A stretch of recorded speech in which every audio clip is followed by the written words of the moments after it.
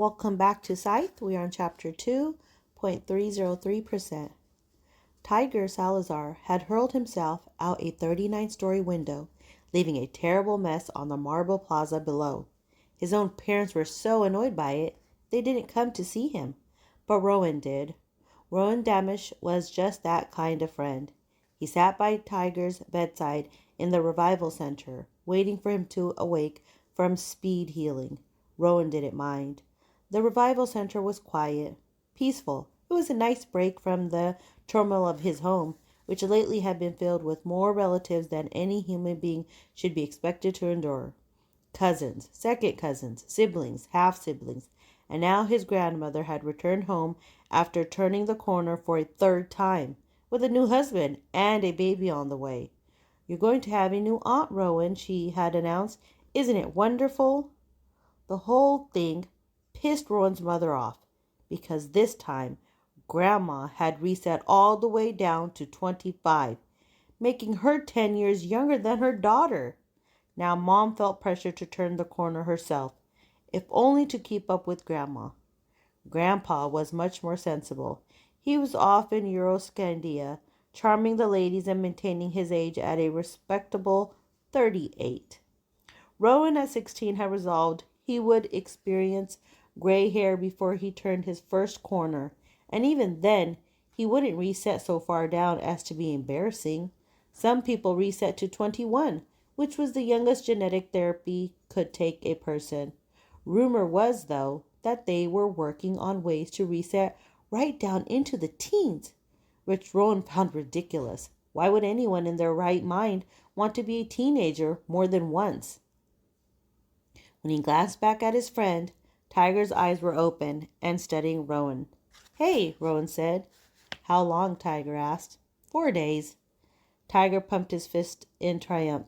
"Yes, a new record." He looked at his hands as if taking stock of the damage. There was, of course, no damage left.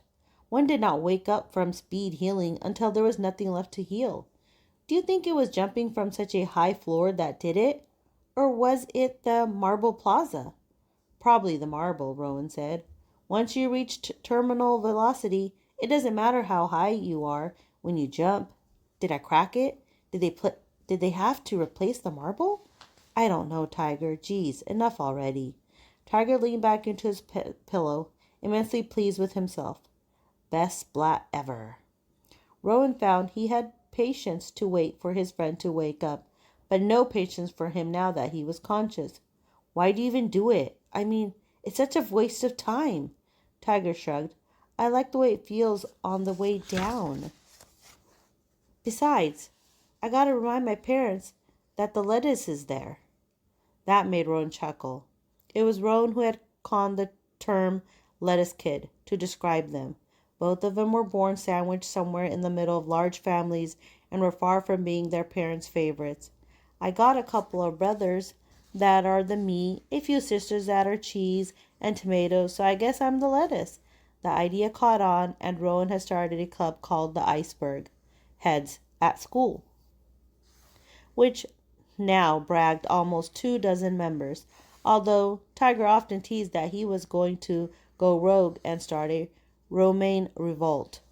Tiger had started splatting a few months ago. Rowan tried it once and found it monumental pain.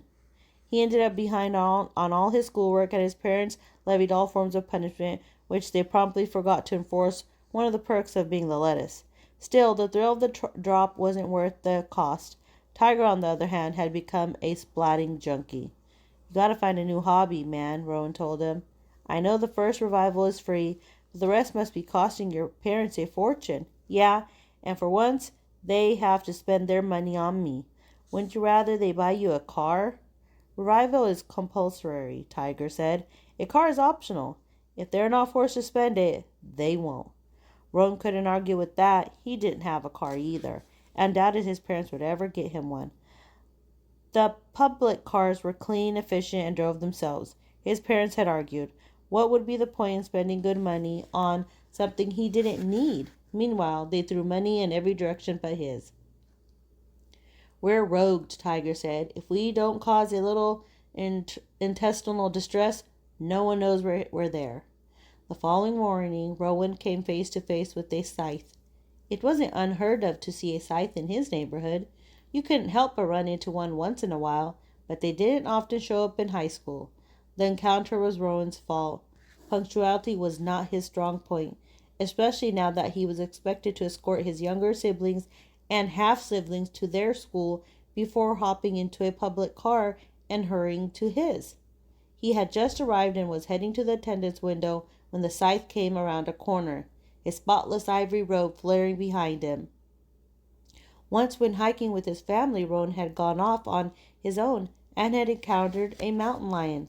The tight feeling in his chest now, as well as the weak feeling in his loins, had been exactly the same. Fight or flight, his biology had said, but Rowan had done neither.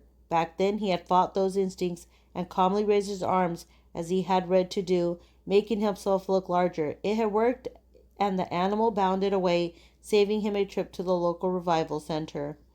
Now, at the sudden prospect of a scythe before him, Roden had an odd urge to do the same, as if raising his hands above his head could frighten the scythe away. The thought made him involuntarily laugh out loud. The last thing you want to do is laugh at a scythe. "Could you direct me to the main office?" the man asked.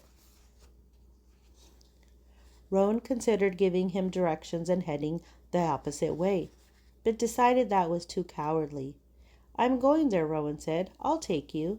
The man would appreciate helpfulness, and getting on the good side of a scythe couldn't hurt. Rowan led the way, passing other kids in the hall, students who, like him, were late or were just on an errand. They all gawked and tried to disappear into the wall as he and the scythe passed. Somehow walking through the hall with a scythe became less frightening, when there were others to bear the fear instead, and Rowan couldn't deny that it was a bit heady to be cast as a scythe's trailblazer, riding in the cone of such respect. It wasn't until they reached the office that the truth hit home. The scythe was going to glean one of Rowan's classmates today. Everyone in the office stood the moment they saw the scythe, as he wasted no time. "Please have Cole Whitlock called to the office immediately." "Cole Whitlock," said the secretary. The scythe didn't repeat himself because he knew she had heard. She just wasn't willing to believe. "Yes, Your Honor, I'll do it right away." Rowan knew Cole. Hell, everyone knew Cole Whitlock. Just a junior. He had already risen to the school's quarterback. He was going to take them all the way to a league championship for the first time in forever. The secretary's voice shook powerfully when she made the call into the intercom. She coughed as she said his name, choking up, and the scythe patiently awaited Cole's arrival. The last thing Rowan wanted to do was antagonize a scythe. He should have just slunk off to the attendance window, gotten his read mitt, and gone to class. But as with the mountain lion, he just had to stand his ground. It was a moment that would change his life. "You're gleaning our star quarterback? I hope you know that." The scythe's demeanor, so cordial a moment before, took a turn toward Toomsday. "I can't see how it's any of your business." "You're in my school," Rowan said. "I guess that makes it my business." Then self-preservation kicked in, and he strode to the attendant's window, just out of the scythe's line of sight. He handed in his forged tardy note, all the while muttering, "Stupid, stupid, stupid," under his breath. He was lucky he wasn't born in a time when death was natural, because he'd probably never survive to adulthood. As he turned to leave the office, he saw a bleak-eyed Cole Whitlock being led into the principal's office by the scythe. The principal voluntarily ejected himself from his own office, then looked to the staff for an explanation, but only received the teary-eyed shaking of their heads. No one seemed to notice Rowan still lingering there. Who cared about the lettuce when the beef was being devoured? He slipped past the principal, who saw him just in time to put a hand on his shoulder. "Son, you don't want to go in there." He was right. Warren didn't want to go in there, but he went anyway, closing the door behind him. There were 2 chairs in front of the principal's well-organized desk.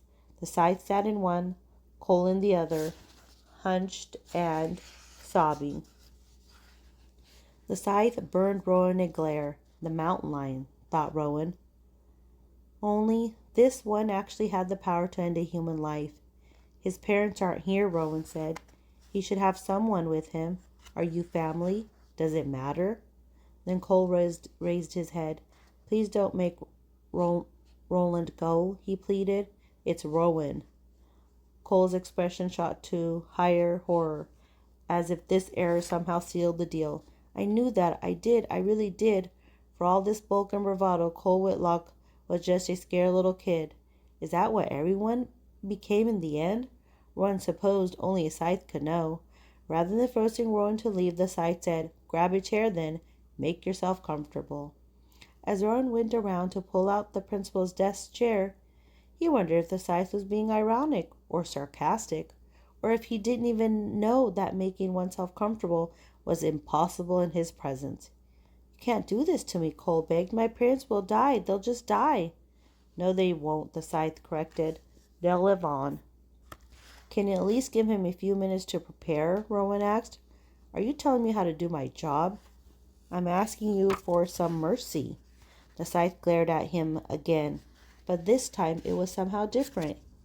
He wasn't just delivering intimidation, he was extracting something, studying something in Rowan. I've done this for many years, the Scythe said. In my experience, a quick and plainest gleaning is the greatest mercy I can show. Then at least give him a reason. Tell him why it has to be him. It's random, Rowan, Cole said. Everyone knows that. It's just frickin' random. But there was something in the Scythe's eye that said otherwise, so Rowan pressed. There's more to it, isn't there? The Scythe sighed. He didn't have to say anything. He was, after all, a Scythe, above the law in every way. He owed no one an explanation, but he chose to give one anyway. Removing old age from the equation, statistics from the age of mortality cite 7% of deaths as being automobile-related. Of those, 31% involved the use of alcohol, and of those, 14% were teenagers. Then he tossed Rowan a small calculator from the principal's desk. Figure it out yourself. Rowan took his time crunching the numbers, knowing that every second taken was a second of life he bought for Cole. 0.303%, Rowan finally said. Which means, said the Scythe, that about 3 out of every 3,000 souls I glean will fit that profile. 1 out of every 335. Your friend here just got a new car and has a record of drinking to excess. So of the teens who fit that profile, I made a random choice. Cole buried his head in his hands, his tears intensifying. I'm such an idiot. He pressed his palms against his eyes, as if trying to push them deep within his head. So tell me, the Scythe said calmly to Rowan, has explanation eased his gleaning or made his suffering worse? Rowan shrunk a bit in his chair. Enough, said the Scythe. It's time. Then he produced from a pocket in his robe a small paddle that was shaped to fit over his hand. It had a cloth back and a shiny metallic palm. Cole, I've chosen for you a shock that will induce cardiac arrest. Death will be quick, painless, and nowhere near as brutal as a car accident you would have suffered in the age of mortality. Suddenly, Cole thrust his hand out, grabbing Rowan's and holding it tightly. Rowan allowed it. He wasn't family. He wasn't even Cole's friend before today. But what was the saying? Death makes the whole world kin. Rowan wondered if a world without death would then make everyone strangers. He squeezed Cole's hand tighter, a silent promise that he wouldn't let go. Is there anything you want me to tell people? Rowan asked. A million things, said Cole, but I can't think of any of them. Rowan resolved that he would make up Cole's last words to share with his loved ones, and they would be fine words, comforting ones. Rowan would find a way to make sense of the senseless. I'm afraid you'll have to let go of his hand for the procedure, the Scythe said.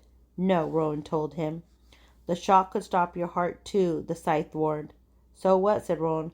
They'll revive me. Then he added, unless you decide to glean me too. Rowan was aware that he had just dared a Scythe to kill him. In spite of the risk, he was glad he had done it. Very well, and without waiting an instant longer, the Scythe pressed the paddle to Cole's chest. Rowan's vision went white, then dark. His entire body convulsed. He flew backward out of his chair and hit the wall behind him. It might have been painless for Cole, but not for Rowan. It hurt. It hurt more than anything. more pain than a person is supposed to feel. But then the microscopic pain-killing nantes in his blood released their numbing opiates. The pain subsided as those opiates took effect, and when his vision cleared, he saw Cole slumped in his chair and the scythe reaching over to close his sightless eyes. The gleaming was complete. Cole Whitlock was dead. The scythe stood and released out to offer Rowan his hand, but Rowan didn't take it. He rose from the floor on his own, and although Rowan felt not an ounce of gratitude, he said, "Thank you for letting me stay." The scythe stood and reached out to offer Rowan his hand, but Rowan didn't take it. He rose from the floor on his own, and although Rowan felt an ounce of gratitude, he said, "Thank you for letting me stay." The scythe regarded him a little too long, then said, "You stood your ground for a boy you barely knew. You comforted him at the moment of his death, bearing the pain of the jolt. You bore witness even though no one called you to do so." Rowan shrugged. "I did what anyone would do." "Did anyone else offer?" the scythe put to him. "Your principal, the office staff, any of the dozen students we passed in the hall?" "No," Rowan had to admit. "But what does it matter what I did? He's still dead. And you know what they say about good intentions." The scythe nodded and glanced down at his ring, sitting fat on his finger. "I suppose now you'll ask for immunity." Rowan shook his head. "I don't want anything from you." "Fair enough." The scythe turned to go, but he hesitated before he opened the door. "Be warned that you will not receive kindness from anyone but me for what you did here today," he said. "But remember, the good intentions pave many roads. Not all of them lead to hell." The slap was just as jarring as electric shock, even more so because Rowan was expecting it. It came just before lunch, as he was standing at his locker, and flew in with such force it knocked him back, making the row of lockers resound like a steel drum. "You were there and you didn't stop it?" Mara Pavlik's eyes flared with grief and righteous indigestion. She looked ready to reach up his nostrils with her long nails and extract his brain. "You just let him die?" Myra had been Cole's girlfriend for over a year. Like Cole, she was a highly popular junior, and as such would actively avoid any interaction with sophomore rabble such as Rowan. But these were extraordinary circumstances. "It wasn't like that," Rowan managed to blurt out before she swung again. This time he deflected her hand. She broke a nail but didn't seem to care. If nothing else, Cole's gleaning had given her perspective. "It was exactly like that. You were in there to watch him die." Others had begun to gather, drawn, as most are, to the scent of conflict. He looked to the crowd for a sympathetic face, someone who might take his side, but all he saw in the faces of his classmates was communal disdain. Meyer was speaking and slapping for all of them. This is not what Rowan had expected. Not that he wanted pats on the back for coming to Cole's aid in his last moments, but he wasn't expecting such an unthinkable accusation. "What are you, nuts?" Rowan shouted at her, at all of them. "You can't stop a scythe from gleaning." "I don't care," she wailed. "You could have done something, but all you did was watch." "I did do something. I held his hand." She slammed back into the locker with more strength than he thought she could possibly have. "You're lying. He'd never hold your hand. He never touched any part of you." And then, "I should have held his hand." Around them the other kids scowled and whispered things that they clearly wanted him to hear. "I saw him walking in the hall with the scythe like they were best buddies. They came into school together this morning. I heard he gave the scythe Cole's name. Someone told me he actually helped." He stormed to the obnoxious kid who made the last accusation. "Ralphie something or other." "Heard from who?" "No one else in the room, you moron." But it didn't matter. Rumors adhered to no logic but their own. "Don't you get it? I didn't help the scythe. I helped Cole," Rowan insisted. "Yeah, helped him into the grave," someone said, and everyone else grumbled in agreement. It was no use. He had been tried and convicted, and the more he denied it, the more convinced they'd be of his guilt. They didn't need his act of courage. What they needed was someone to blame. someone to hate. They couldn't take their wrath out on the Scythe, but Rowan Damisch was the perfect candidate. I'll bet he got immunity for helping, a kid said. A kid who'd always been his friend. I didn't. Good, said Mariah with absolute contempt. Then I hope the next Scythe comes for you. He knew she meant it, not just in the moment, but forever. And if the next Scythe did come for him, she would relish the knowledge of his death. It was a darkly sobering thought that there were now people in the world who actively wished him dead. It was one thing not to be noticed. It was something else entirely to be repository of an entire school's enmity. Only then did the Scythe's warning come back to him that he would receive no kindness for what he had done for Cole. The man had been right, and he hated the Scythe for it, just as the others hated Rowan. 2042. It's a year that every school child knows. It was the year when computer power became infinite, or so close to infinite that it could no longer be measured. It was the year we knew everything. The cloud evolved into the thunderhead, and now all there is to know about everything resides in the near infinite memory of the thunderhead for anyone who wants to access it. But like so many things, once we had possession of infinite knowledge, it suddenly seemed less important, less urgent. Yes, we know everything, but I often wonder if anyone bothers to look at all that knowledge. There are academics, of course, who study what we already know, but to what end? The very idea of schooling used to be about learning so that we could improve our lives and the world. But a perfect world needs no improvement. Like most, everything else we do, education from grade school through the higher of universities, is just a way to keep us busy. 2042 is the year we conquered death, and also the year we stopped counting. Sure, we still numbered years for a few more decades, but at the moment of immortal passing, time ceased to matter. I don't know exactly when things switched over to the Chinese calendar, year of the dog, year of the goat, the dragon, and so on. And I can't exactly say when animal activities around the world began calling for equal billing for their own favorite species, adding in the year of the otter and the whale and the penguin. And I couldn't tell you when they stopped repeating and when it was decreed that every year henceforth would be named after a different species. All I know for sure is that this is the year of the ocelot. As for the things I don't know, I'm sure they're all up. They're in the Thunderland for anyone with the motivation to look. From the Gleaning Journal of H.S. Curie. That's it for Chapter 2. We'll see you for Chapter 3 next time.